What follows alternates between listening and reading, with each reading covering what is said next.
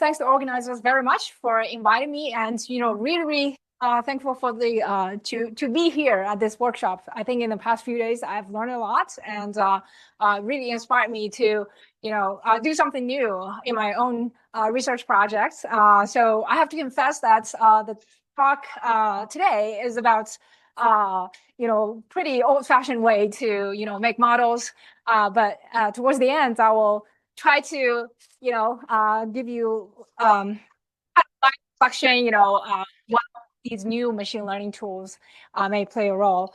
That's things that I would like to try, in the near future. Okay, so spindle assembly.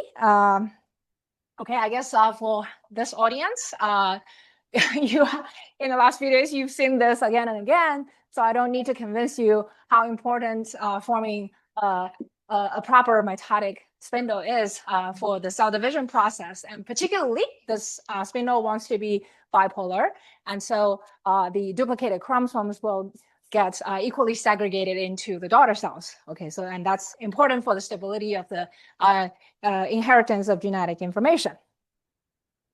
And of course, the mitotic spindle assembly is mediated by many components in the cell, such as microtubules, chromosomes, motors, linker proteins, centrosomes, you name it. And the most relevant for this talk are these centrosomes. So they are the organelles that form the two spindle poles.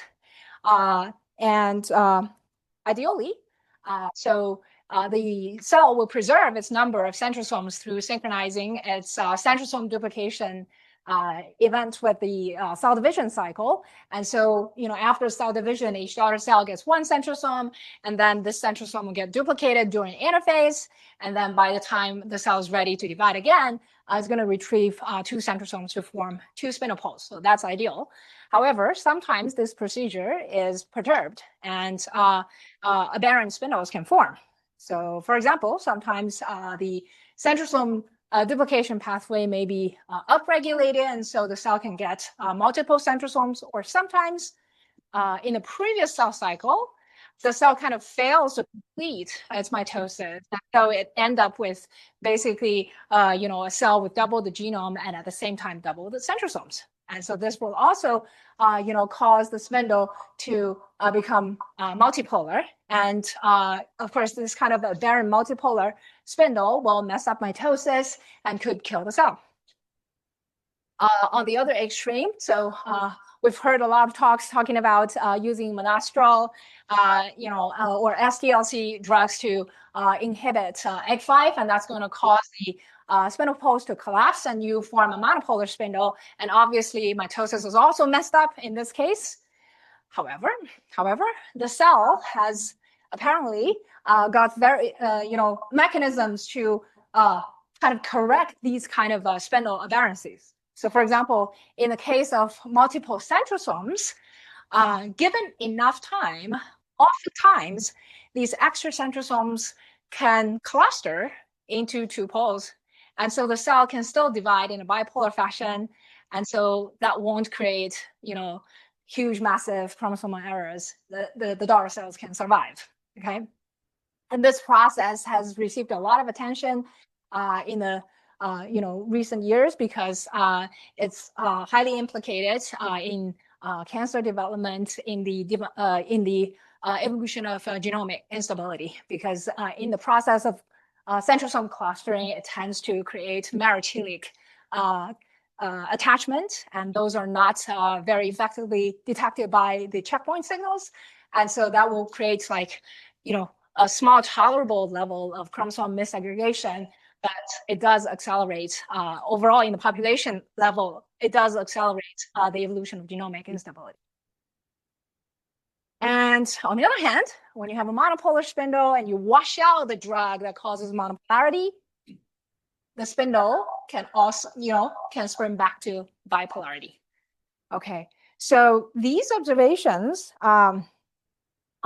really, gives rise to the question, so how does the cell separate or cluster the centrosomes depending on what it needs? Okay, so we would cover bipolar spindle structure from different types of centrosome federations.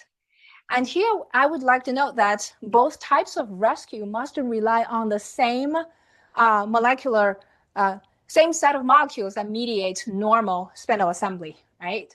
So the question becomes, how does the cell really cope with these different scenarios, in the same sort of mechanistic processes? So in order to answer this question, we developed mathematical models for the spindle assembly, and this work was done by my previous graduate student, Xiaoqu Li. And where does that pointer go? Oh, here. It shrunk itself. So the experimental data that supports the development of the model and also validate the model conclusion came from our collaborator Daniela Chimini's lab, and here are the graduate student, undergraduate student, Matt and Alexandra, who actually worked on those experiments. Okay, so speaking of building a model for spindle assembly, the most natural thing one might think of is to build an agent-based model. Okay, and this is because the molecules that mediate spindle assembly are known, and the interactions are largely known, and there has been a lot of previous work building agent-based models to answer different questions in spindle assembly. However, we all know agent-based models have some major disadvantages. So they have a large number of variables and a large number of parameters, and many of them are known. And so this makes them computationally costly, and it's also very difficult to really sweep through a high-dimensional parameter space. Okay, so the conclusion you're going to make could be parameter specific, right? So you can't easily get sort of a comprehensive view of how the model behaves in every corner of your parameter space. And of course, because it's computationally costly and high dimensional, you may even have to spend a lot of time even identify that default parameter that can reproduce the experimental phenomenon in the first place. Okay, so instead of taking this very hard approach, we did something that's stripped down, that's simpler, sort of in a dimensional reduction fashion. So we built particle interacting models. And so here in our model, we only look at the centrosomes, and we only think about the overall mechanical forces that's going to drive the movements of the centrosomes, and whether they can eventually make the centrosomes cluster into two poles. Okay, so no microtubules, no motors, no chromosomes, only these dots as centrosomes. Okay, super stripped down, parsimonious biophysical model, if you like. Okay, and next few slides, I'm going to talk about the model setup and how we parameterize it. So like I said, in this model, we only have centrosomes. So, of course, we have to add components, the mechanical forces that drive them. So we're going to, categorize all the forces that drive the centrosome movement into two types: the forces between pairs of centrosomes and the forces between a centrosome and the other components of the cell. Just lump them into two categories. And we're going to use effective potential energies to approximate these mechanical interactions. So here I'm showing you kind of the coordinate system of the model. So you have the coordinates of the centrosomes, and we assume that the intercentrosomal interaction, that force, depends on the distance between pairs of centrosomes. And here particularly, we assume this energy profile looks like a flipped bowl. So this literally means you will have two energy wells. So one at very short distance and the other at very long distance. Essentially, this is saying any two centrosomes is going to attract each other at short distance and repel each other at long distance. And this length scale is comparable to the size of the cell. Okay. And if you think about it, this generic shape of this intercentrosomal potential energy is really necessary to form a bipolar spindle. This is because if you do the alternative generic shape, which looks like a regular ball, and that means there will be energy minimum at some intermediate distance, right? And so according to energy minimum principle, then the centrosomes will just like to stay away from each other at that intermediate distance. So that would just form a loose cloud of centrosomes instead of two clusters. So you really need something like this, genetically like this, to create. Yeah. Why would they repel each other at large distances? So this probably reflects the molecules that are sort of in between. So I would imagine the repulsion is probably mediated by EC5 mediated antiparallel microtubule sliding, also sister kinetic core mediated opposing interactions. And the attractions, of course, is probably mediated by thymine, kinesin 14, these focusing molecules. I mean, that's obviously a very coarse-grained way to connect the molecular details to these potentials. But good question. All right, so that's the intercentrosomal forces. So remember I said there's another type of force, which is the force between the centrosomes and other components in the cell. And here we assume that these forces can be lumped into a potential that looks like a quadratic function that's going to be minimized at this hypothetical radial equilibrium surface. So it's a radial potential energy.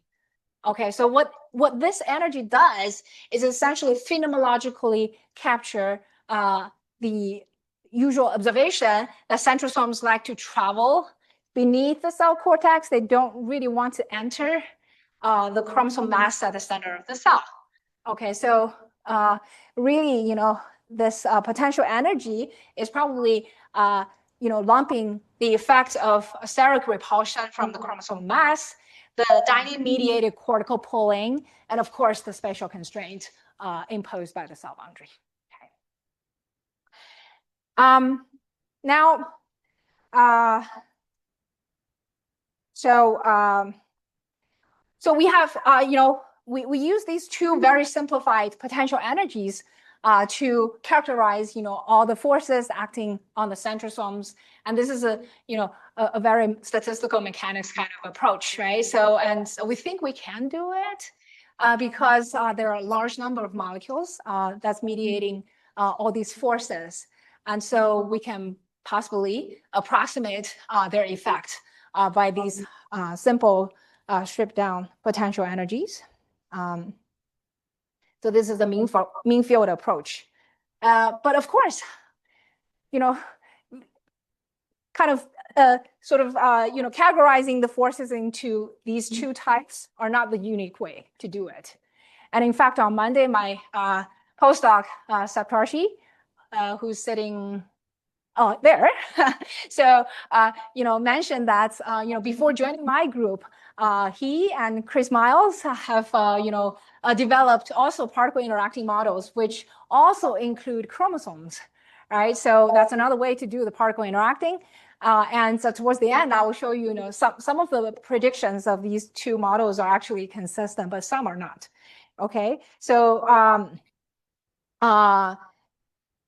but what I'm going to kind of forecast is even with this super simplified model that only resolves the centrosomes, you'll see it can reproduce it can explain a lot of experimental observations that really, kind of tie things under a united theoretical framework. Okay. But before I go further, I have to introduce another important component of this model, which is the dynamic fluctuation of the intercentrosomal forces. So on the previous slide, I said, okay, we assume the intercentrosomal forces depends on the distance, but we also assume that, it's just the average force that depends on the distance in a unique fashion.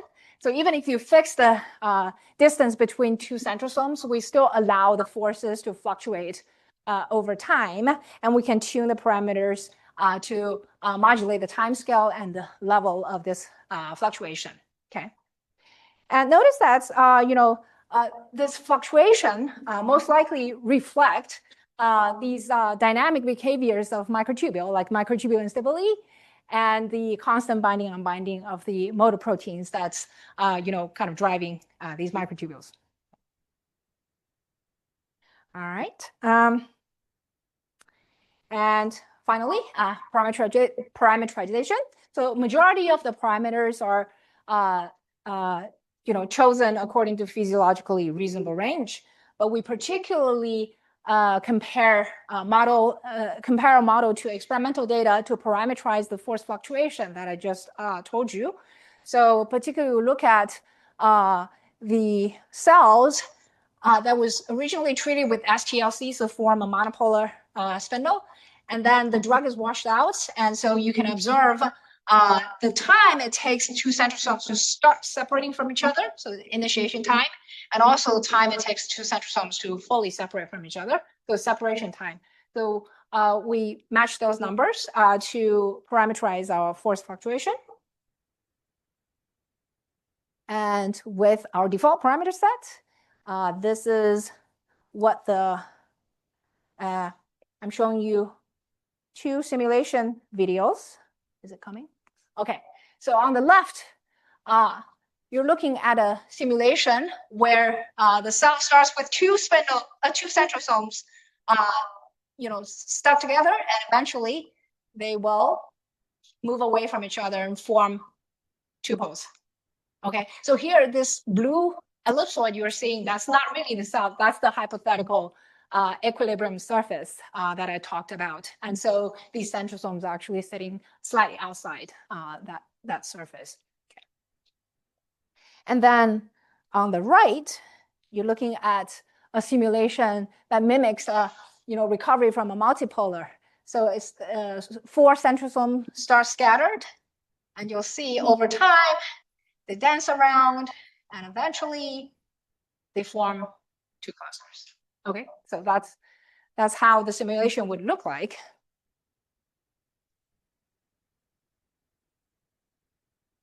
Okay, now I'm going to show you the slides that we vary the parameters and really explore the parameter space, how this model would behave. And particularly from these results, we want to learn which factors can promote spindle bipolarity. Yes. I was curious, what happens if your number of dots go up? So do you then start seeing multipolar? Yes. Here? Yes, that is indeed the case, and that's one of the last results slide. Okay, I'm going to show it. Yes. Okay. Yeah. Okay. So first, I'm going to talk about the results that correspond to recovery from a monopolar spindle. Okay. So we start the simulation with 2 centrosome dots kind of stuck together. So we ran the simulation for 2 hours, and then 3 possible cases can happen. So we could have the 2 centrosomes fully separate from each other, nice stable bipolar, or we can have the 2 centrosomes kind of just stuck together all the time, and that's a monopolar. Or we can have the 2 centrosomes kind of dance back and forth. And so that's essentially correspond to an unstable spindle. So it's kind of springing back and forth between monopolarity and bipolarity. And we're going to use this kind of triangular color scheme to represent the probability that we see in each case, right? So green represent high probability of stable bipolar, red is high probability of monopolar, and blue is high probability of unstable. And we first look at what happens when we change the attractive versus repulsive forces between pairs of centrosomes. And here we can see when the repulsive force is high, we get bipolar. When the attractive force is high, we get monopolar. When both forces are small, we get unstable. This result is very intuitive, right? So there's nothing surprising about it. But it does kind of tell us, where the parameter should be, okay? So our default parameter eventually was chosen here, And so, and this is a number that's, comparable to the, success rate of bipolar recovery that's observed in the experiment. And notice that this corresponds to a repulsive force that is slightly higher than the attractive. So diagonal line is here. So this is above the diagonal line. So essentially, the potential energy between the two centrosomes looks like this. So this attractive energy well is slightly shallower than the repulsive energy well. And that slight bias obviously will, help the centrosome separate from each other in this normal case, right? Now, let's examine the effect of the force fluctuation that I told you about. Okay, so here you're looking at a phase diagram where the x-axis is the average force intensity. Okay, the y-axis is the level of force fluctuation. And here you can see, in order to get good bipolar spindle formation, these two quantities need to scale with each other. If the fluctuation is too high, then you get unstable, right? Too much fluctuation, so it's not stable. If the fluctuation is too low, then the system is stuck at the initial monopolar state. Okay, so you want the two to scale with each other to achieve a good rate of bipolar spindle formation. And we also examined, okay, what's the effect of the time scale of that force fluctuation? So here, y-axis is still the level of fluctuation, and the x-axis is now the relaxation rate, which is the inverse of the time scale of the fluctuation. And lo and behold, you see this sweet spot. Okay, so this seems to be an optimal time scale. And this corresponds to about 100 seconds. So, like minute-ish. And that turns out to be the typical time scale of microtubule instability and motor binding-unbinding. And so this result really tells us the importance of this microtubule dynamics in bipolar spindle formation.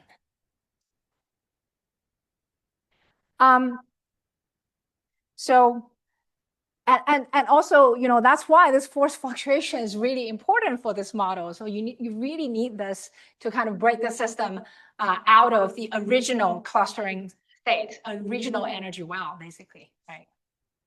Okay, now let's look at result where the spindle kind of recovers from multipolar initial state to bipolar, okay? So in this case, we start the system with 4 centrosomes initially scattered. And after 2 hours, we're going to examine what happens. This time, we don't care about the sort of, the process, intermediate process. We're only looking at, how many poles we get at the end of 2 hours. So again, 3 cases, bipolar, monopolar, multipolar. We again use a triangular color scheme to represent their probability for, any given parameter set. Okay. Again, we first look at the effect of attraction versus repulsion between centrosomes. And here you can see when attraction is too high, we get monopolar. Repulsion is too high, multipolar. But in between, there's a pretty wide region we can get good rate of bipolar spindle formation, okay? So this result is consistent with the experimental observations that if the motors that mediate attraction and repulsion are double inhibited, then bipolar spindle can be recovered. I think Stephanie mentioned these results on the first day, so we're pretty familiar. This audience is familiar with this result, and so it's consistent. It explains that experimental phenomenon. So I want to briefly comment that these experiments are mostly done in cells with 2 centrosomes, right? So you would imagine how does that relate to this model with multiple centrosomes? But the reality is even in normal cells with 2 centrosomes, there are multiple mTOCs, right? So the centrosomes are pretty much just the strongest mTOCs. So in that sense, normal cells with 2 centrosomes bear some resemblance to multicentrosomal cells. Okay. So now up to this point, the prediction is pretty intuitive. Nothing is surprising. But next, I'm going to show you something that's less intuitive and pretty interesting. So this time, I'm going to evaluate the effect of geometry. Okay. So here is the result you have already seen on the previous slide. Okay. And notice that for this result, we use a default geometry that looks like this. It's slightly flat with an aspect ratio of 1.5. Okay, so this is an aspect ratio that's pretty typical for cultured cells. But now let's look at what if we change that aspect ratio. So here's the result for perfectly spherical cell. And here's the result for a severely flat cell. Okay, so comparing these two, you can see the flat cells becomes much worse at forming bipolar spindles. Okay, and so this result really tells us, indicates the importance of cell rounding in forming bipolar spindle. Okay,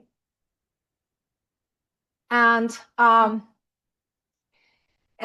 we know that cells typically round up during mitosis, and maybe they really need to do this to be able to, form bipolar spindle efficiently. But I also would like to note that the rounding doesn't have to be perfect. Okay, so if we just quickly flash back to this default geometry, you see compared to the perfectly spherical case, the difference is not that significant. So we even for the slightly flat cell, we still get a very good rate of bipolar spindle formation. Okay.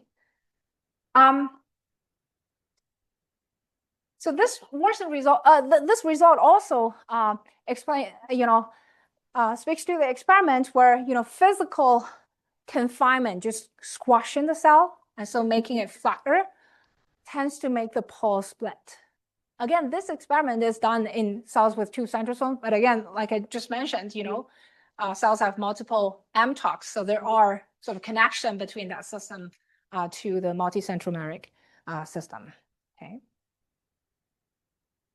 Furthermore, related to the previous result, we found that the geometry of the cell, the aspect ratio, could help the spindle orient. So this time we're going to look at the angle of the centrosome at the final state to this,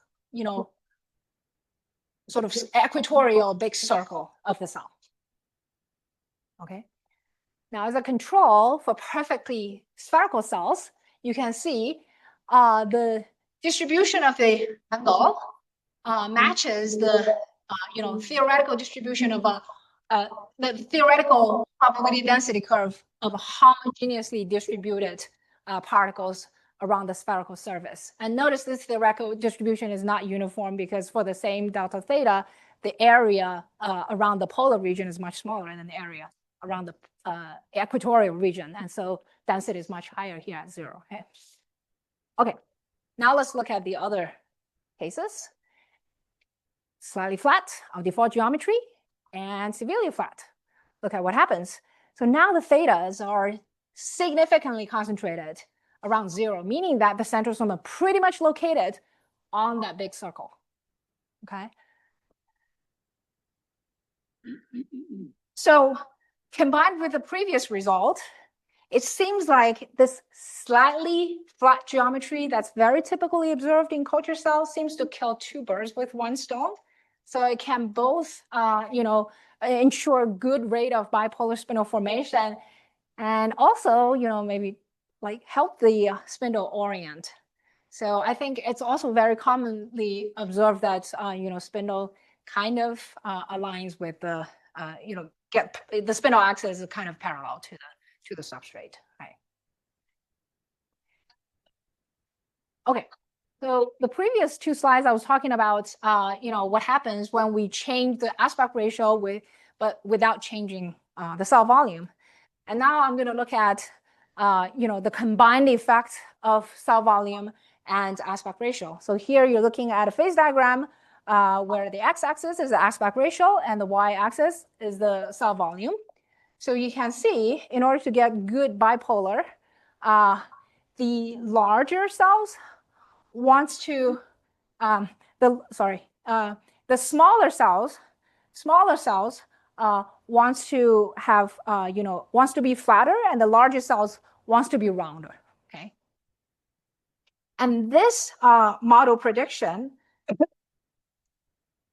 was validated by our collaborators' experimental data on tetraploid DLD1 cell clones. So Daniela's group developed these tetraploid DLD1 cell clones, and very interestingly, some of these clones, have large cells, and others have small cells. So these L's have large cells, S have small cells. And at the same time, they observed that the aspect ratio of these large cell tend to be large compared to the S. So the large ones are flatter and the small ones are rounder. And now if we map the range of the experimental data onto our phase diagram, it corresponds to this region. So if I zoom in and show you the refined data, you see here the S circle is the range correspond to the S clones, and the L circle correspond to the range of the L clones. So according to our model, the S clones should have higher success rate in forming bipolar spindle compared to the L clones. And that's indeed observed in the experiment. So the L clones are not as successful as the S clones in bipolar spindle formation. I mean, I'm talking about cells with extra centrosomes in those clones. Okay. Now, question. So why? Why does the model predict that the spindle state would be affected by the cell shape and size? So in order to kind of distill, get a mechanistic insight on this question, I want to say that this argument is going to be based on the energy minimum principle. And I would like to remind you, our intercentrosomal potential energy looks like this. So short range attraction, long range repulsion, but repulsion is slightly stronger than the attraction. Because of this, you can imagine if the system wants to minimize its energy, the centrosome wants to just stay far away from each other, right? Then they can achieve the lowest energy. But if that is not possible, then the next best choice is to have some of the centrosomes cluster with each other. Then they can achieve the next lowest energy. So that's a kind of a principle that we want to remember when we go to the next discussion. So now, I'm going to tell you, like, all these results about cell shape and cell size really, come from the same kind of reason. So if we take, for example, the change in the cell geometry, the aspect ratio. So what happens is, when you compare a round cell with a flat cell, the difference is that the big circle of the round cell is small, right? The big circle of the flat cell is large, okay?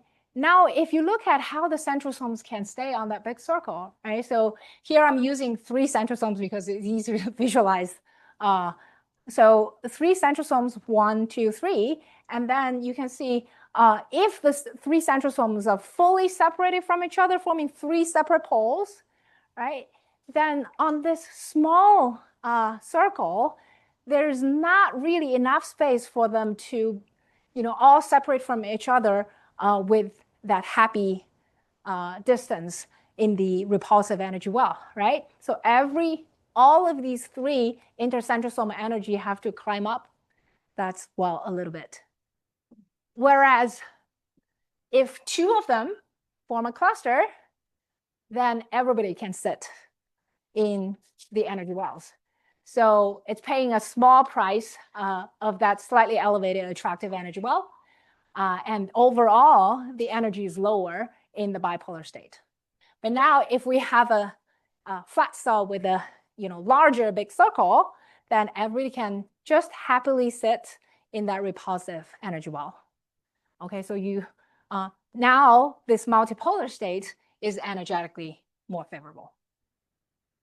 And the same argument explains why these centrosomes would be located on the big circle in the first place, because that's where there's, more space for all of them to, separate as much as possible from each other, right? And it also explains why smaller cells tend to favor bipolar spindle formation, because small cells just cannot offer enough space for them to fully separate from each other. And so some of them have to cluster. Now the next part, the next interesting result is the effect of the outward radial force. So you may have forgot what that is. So remember, we had two types of force, the intercentrosomal force and also this radial potential energy as the force between a centrosome and all these other components in the cell. And it looks like this. And so we have obviously a force like constraining all the centrosomes in, but we also have the force that pushes the centrosome out away from the center of the cell, okay? And if we examine the effect of this outward radial force, so now again on the x-axis, I'm still just showing the aspect ratio, but on the y-axis, I'm showing the outward radial force. Looks like there's no effect, right? But if we look at here, the stability of the bipolar spindle. Now you can see when the outward radial force is too low, the spindle becomes unstable. The fraction of stable bipolar is significantly lower. Okay. And here is a simulation video showing what happens when there's zero outward radial force. So you can see, well, yeah, the centrosomes can form two clusters at some point, but they keep dancing violently to and from each other. And at some point, you will see the two clusters start to exchange the centrosomes. Let's see if we can see that moment. Let's be patient. Ah, look at that. This guy's about to escape from its original cluster. It comes back, but I think the next moment, it will decide to go to the other. And this blue guy joins that left cluster. So essentially the cells constantly transiting from one clustering state to another clustering state. Yes, they do form bipolars, but it's not stable, right? And again, the question is why? Why does the model predict this? And so first I would like to point out that, essentially what the outward radial force is doing is that it's going to rectify the random fluctuation of the centrosomes. So if you look at any centrosome, let's look at this one. So, in principle, it should be able to fluctuate in all directions, right? So it can fluctuate in the directions that's perpendicular to the spindle axis, but also in the direction that's parallel to the spindle axis. And if this centrosome randomly move in a perpendicular direction, so in this case, then you can see in this example, the distance between this centrosome and its partner in the same cluster is going to increase. So D12 increases. So D12 climbs up that attraction well. But at the same time, the distance between this centrosome and the two buddies like in the other cluster, they almost stay unchanged, right? And so these two, D13 and D14 is still sitting happily in the repulsive energy well. So you get like a moderate increase in the overall energy. However, if that centrosome randomly move parallel to the spindle axis, we can see, of course, D12 also increases, but at the same time, D13 and D14 would decrease, right? And so all of them will climb up the energy well. So this energy gain is huge. So this is like, the system is really transiently absorbing energy from the heat bath. And so, and this transient gain of energy can possibly help the system kind of cross the energy barrier between different clustering state, okay? And so that causes unstable spindle state. But the outward radial force is going to inhibit this kind of motion, right? So outward radial force is saying, hey, don't go to the center. And so this pathway is inhibited. And that's why the spindle state is stabilized with the outward radial force.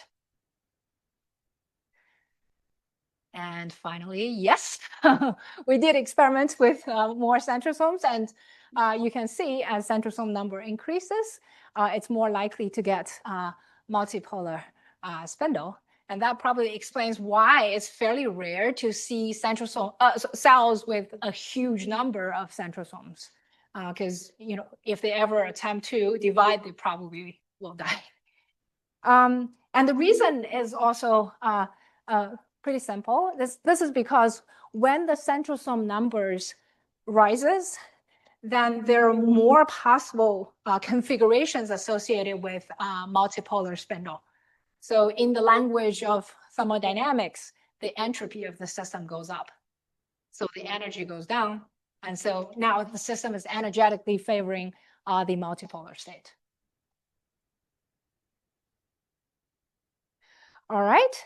So far, I have shown you how this very simple particle interacting model has united many experimental observations kind of under one theoretical framework, that's based on an energy perspective.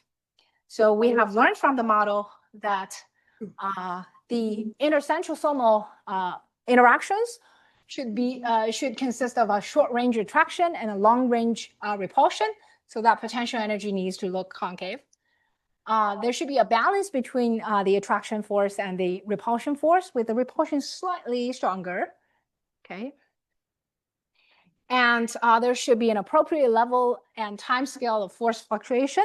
Okay, particularly that level needs to be commensurate with the average force between the centrosomes. Cell rounding and small cell size is going to help bipolar spindle formation. Outward radial force is going to stabilize bipolar spindle formation. And a smaller number of centrosomes is going to help with bipolar spindle formation. And all these results can be tied, in sort of an energetic framework, right? So really the bipolar, so for cells that can, very effectively form bipolar spindle, really the bipolar spindle has the lowest energy compared to the multipolar state and the monopolar state, okay? And this explains, why the cell can smartly choose to separate or cluster the centrosomes, according to what it needs, but it just wants to go to that lowest energy state. But of course, if some biophysical factors in the cell is perturbed, this energy landscape can change, and then the multipolar or the monopolar state could become energetically more favorable. So for instance, if the intercentrosomal attraction increases, then that would essentially correspond to a decrease of energy in the monopolar state and bipolar state, with the monopolar like even worse, right? So now the monopolar becomes the energetically favorite state, and so the cell tends to form monopolar spindle. Alternatively, if we increase centrosome repulsion, or change make the cells flatter, or make the cell size larger, or increase the centrosome number. So they have various impacts on either the enthalpy part or the entropy part of the system. But all of these would cause the multipolar state to become energetically favorite. And so the cell would tend to form a multipolar spindle. We also saw a very interesting case where perhaps the relative energy of these three states stay the same, but the energy barrier between them are lowered. So this is the case where we take away the outward radial force, right? So this is essentially analogous to increasing the temperature of the system, right? So now it becomes more easy for the system to kind of jump between different states. And so the clustering becomes unstable. Okay. So you can see, we can actually explain all, everything from an energetic perspective, just based on this very simple particle interacting model. And as I mentioned, Septarshi and Chris have worked on a different version of the particle interacting model where they also include the chromosomes. But many of the conclusions are very similar. So for example, they also predict that bipolar spindle formation is favored when there's a balance between the intercentrosomal attraction and repulsion. If you increase the number of centrosomes, the system tends to go multipolar, and smaller cells are better at forming bipolar spindles. But there's also something that's different. So for example, in our in this MBOC model, the ones that only have centrosome, if we take out the radial force, we predicted a reduction of bipolar stability. Well, there's not exactly a corresponding term in these models, but I think the closest is the effect of the cortical pulling. So if cortical pulling is reduced, so their model actually predict an increase of monopolar spindle. So that's different. And these differences, I think, mostly stem from the coarseness of the assumptions of these particle interacting models, right? So these potential energies, at the end of the day, is just approximation of the overall mechanical effects. So there are inaccuracy in those approximations. And so to resolve these discrepancies and better predict the behaviors of spindle assembly, then we would want to build more realistic agent-based model. And now Septarshi has joined my group and he's working on that. And so this time we're not just going to build an agent-based model from scratch without any guidance at all. So we're going to take advantage of all these fundamental principles that we learned from the particle interacting model and help us sort of guide the development of these agent-based model that eventually will give us better mechanistic details and quantitative predictions. And the other way around, so these quantitative predictions from this better, more refined quantitative predictions made by the agent-based model can also help us validate these very coarse-grained assumptions that we made in these particle interacting models, right? So that flipped bowl potential energy, maybe there, it should assume some more refined shape, right? So it can help us validate and refine these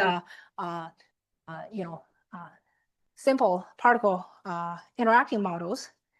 And I do think, inspired by what I heard in the last few days, I feel, machine learning can be a very useful tool in kind of, this kind of mapping between the stripped down version and the more realistic agent-based model, right? So because machine learning is supposed to be very good at sort of taking care of the dimensional reduction, and this mapping is essentially a dimensional reduction problem, right? Oh, sorry, I messed up the animation. And the other kind of sort of crosstalk between these two types of model is that sometimes for these agent-based model, we see some results. It may be hard to really understand why. And I think the physical principles that we learn from these simple models can help us, maybe interpret, what's going on in these more complex models. And beyond that, I'm also thinking, you can see my lab works on, a wide variety of different topics. And, we're probably not just using machine learning in studying spindle assembly, but there are some other topics that we could also use the techniques of machine learning to really maximally extract information from experimental data. And so with that, I would like to thank all the people who did the work. The centrosome only particle interacting model was built by Xiao Chu. Daniela provided all the experimental data, and Septarshi is now taking on to make, the next generation of spindle assembly model. Okay, so thank you.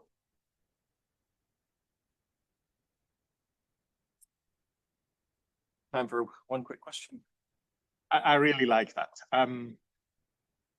In a real tissue where you have shape variations, have you or anyone is there data out there where you could now go and look at the multipolarity, bipolarity, and connect that to tissue architecture? It's a great question. I don't think anyone has done it. We definitely haven't done it. So, but that's a great question. So one of the things that's not necessarily really putting it in the context of tissue that we're trying to do is to have these clonal evolution of the number of centrosomes and, Oh, that's exactly what I'm asking. Obviously, in cancer, you have all these fibrotic cues, which really give abnormal architectures, which might be causative.